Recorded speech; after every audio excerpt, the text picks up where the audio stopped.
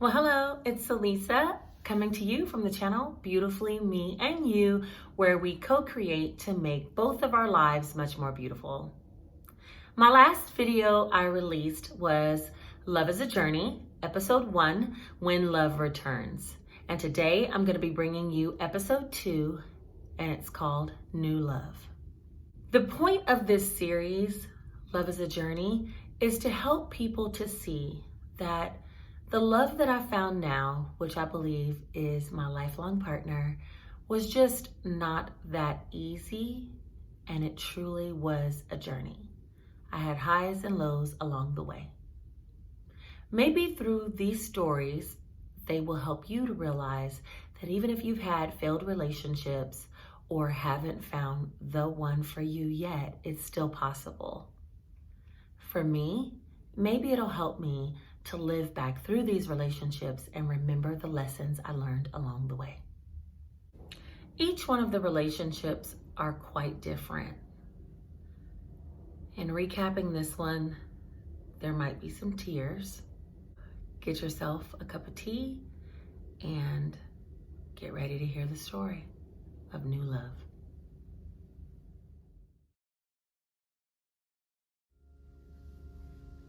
This story begins when I was 16 years old, a junior in high school, and I said hello to a boy in the hallway. Something caught my eye, and I knew he would be mine. He was 16 as well, and from a small town in Missouri. He was a basketball star of the school, and I was a girl who had just transferred in, but had my eyes set on the prize. It's funny how the law of attraction works even when we don't know that it's working, even when we aren't aware that we're using it. That's part of the beauty on looking back. I had such a single-minded purpose about being with this particular guy, and it came true. Well, a little backstory about me so you can understand where I come from. My mother and father were raised both in Chicago. They fell in love, got married, had 3 children. I was the second of those 3. They loved each other quite a bit. However, after 16 years of marriage, my mother took a trip back home to Chicago from California, where we were living, reunited with an old family friend, and when she returned, my dad got just a little bit too jealous. Actually, quite a bit jealous. And he did harm. That one day, he did harm to her and harm to my whole family. And we broke apart. They divorced, and things were never the same. Somewhere in that, I believe, I always feared that love was easily lost, that men weren't trustworthy, and that they could cause harm. That's what I brought to the table. Back to my new love, what did he bring? He brought being raised in a small town in Missouri where it was definitely segregated, and African Americans lived on one side and Caucasians lived on another. Maybe he always thought he wanted to be with a Caucasian woman, because I do remember a time when we first started dating, he told me he wanted to marry an Hispanic woman. Because when he came to California from Missouri, he saw Hispanic women as brown enough, hair straight, however, not the taboo of being with an actual white woman. So we both brought different ideas to the table. after that one night until quite some years later. My mother sheltered us from my father in an effort to protect herself out of fear. And so I didn't have that typical father-daughter relationship. And by the time he resurfaced and was able to come around us again, I grew to love him, but it just never became that father-daughter relationship. To try to make up for lost time, he bought me a new car, a brand new Honda CRX, and I drove it to school and drew the attention of the boy who had caught my eye the year before. We were now seniors, and we went on a date. I started cooking for him pork chops and rice-a-roni and corn, the only things I really knew how to cook when I was a senior. We went on dinner dates. We went on walks around the lake. We ate our lunch at school together. He began to drive my new car. We grew closer and closer as the high school last year passed and we walked across the stage together at graduation. We were in love. Maybe it was puppy love, but we were in love. It was the first time I had ever had a love like that. I grew up in a church, and somehow I believed I was supposed to fall in love, get married, and live happily ever after. I now know that that's not always the case. So, we dated all through high school. He went away to college, decided he didn't like it out of state, and came back. And next thing you know, we were ready to get married and begin my happily ever after, or so I thought. Well, all of the thoughts and all of the images I had of men, not trusting them, believing that love could be lost in the blink of an eye, I had inside of me. And I was quite fearful that even he could do the same thing. I know a lot of people don't believe in astrology, but I do. He was a Libra. Libras, I'm a Scorpio, by the way. Libras have the tendency to like a lot of balance, right? They're the sign of the scales. And they like everything to look perfect on the outside, even if it's not perfect on the inside. Yeah, we suffered from some of that. Excuse my cat if you hear her.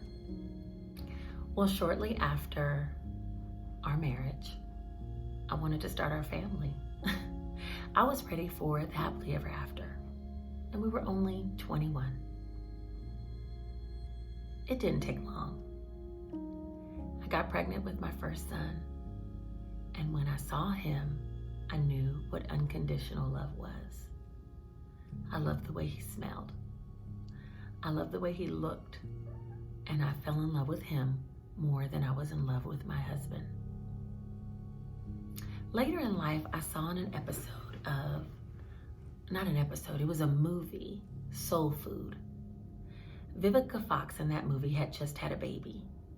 And when her husband came home from work, she put the baby in the bassinet, greeted her husband with a hug and a kiss, and they danced to some music that was on that day. I never did those things. I think it might have been part of the reason why our marriage dissolved. I just withdrew my love, my attention, and my affection from him, and he found it elsewhere. When someone tells you who they are or what they want, believe them. He went on to have an affair with a woman at work. My lack of self-love put up with it. It didn't help that she was also a white woman, something I could never be, something I had heard him say he wanted.